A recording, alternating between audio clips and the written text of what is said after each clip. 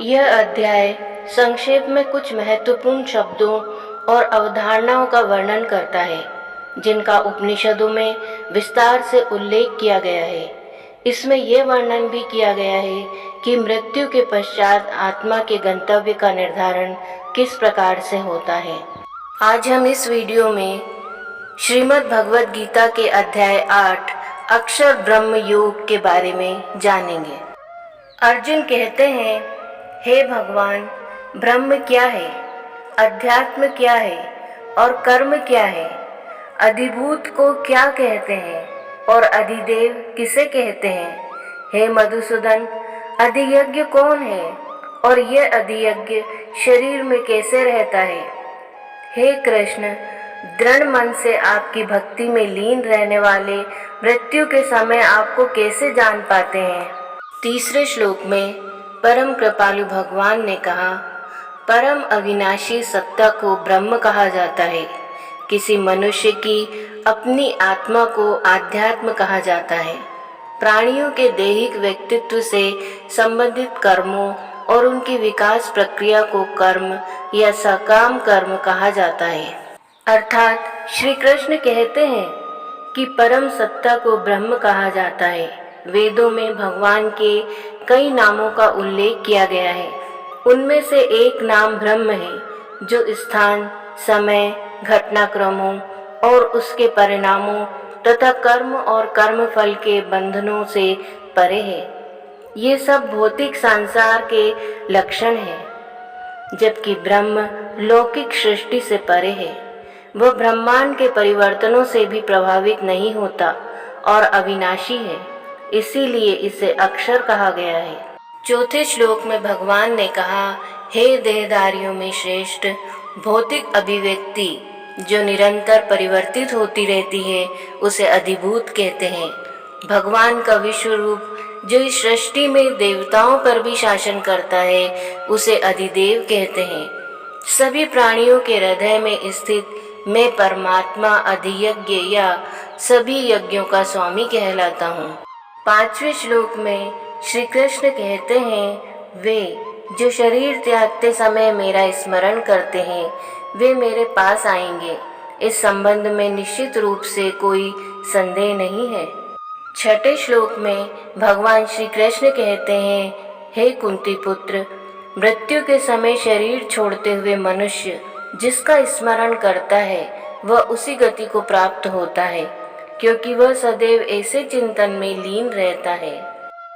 अर्थात मृत्यु के क्षण किसी पर जो विचार प्रमुख रूप से हावी होते हैं उसी के अनुसार उसका अगला जन्म निर्धारित होता है। यही सब श्री कृष्ण ने इस श्लोक में व्यक्त किया है।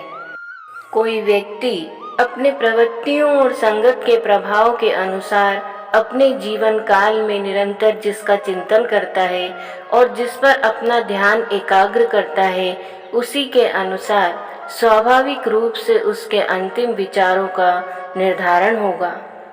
सातवें श्लोक में भगवान श्री कृष्ण कहते हैं, इसीलिए सदा मेरा स्मरण करो और युद्ध लड़ने के अपने कर्तव्य का भी पालन करो।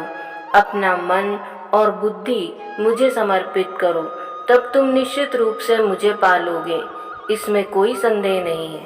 अर्थात श्री कृष्ण कहते हैं, अपने मन को मुझ में अनुरक्त रखो और शरीर से अपने सांसारिक कर्तव्यों का पालन करते रहो। यह उपदेश सभी व्यवसाय के लोगों के लिए लागू होता है। आठवें श्लोक में भगवान श्री कृष्ण कहते हैं, हे पार्थ, अभ्यास के साथ जब तुम अविचलित भाव से मन को मुझ पुरुषोत्तम भगवान के स्मरण में लीन करते हो तब तुम निश्चित रूप से मुझे पा लोगे। अर्थात अभ्यास शब्द से तात्पर्य मन को भगवान की साधना में अभ्यस्त करने का प्रशिक्षण प्रदान करने से है। ऐसा अभ्यास दिन में नियमित अंतराल पर निर्धारित समय पर नहीं किया जाना चाहिए, अपितु निरंतर दैनिक जीवन के कार्यकलापों के साथ करना चाहिए। यदि मन भगवान में अनुरक्त हो जाता है तब सांसारिक दायित्वों का निर्वहन करते हुए भी मन शुद्ध हो जाता है। यह ध्यान रखना महत्वपूर्ण है कि हम अपने मन में जो सोचते हैं उसी से हमारे भविष्य का निर्माण होता है।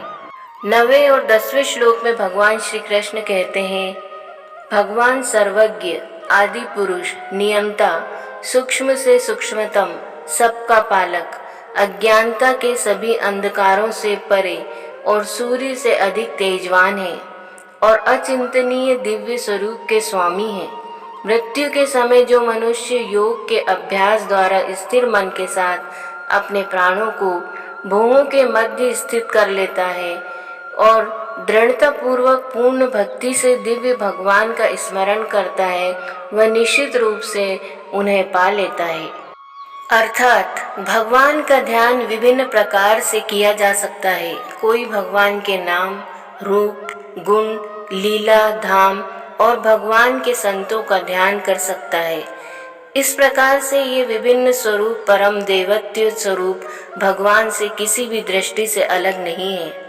जब हमारा मन इनमें से किसी पर भी आसक्त हो जाता है, तब हम भगवान के दिव्य क्षेत्र में प्रवेश करते हैं और हमारा मन शुद्ध हो जाता है। इसीलिए इन सब में से किसी को भी ध्यान का लक्ष्य बनाया जा सकता है। श्रीमद् भगवद गीता के अध्याय 8 का आगे का भाग हम अगले वीडियो में सुनेंगे।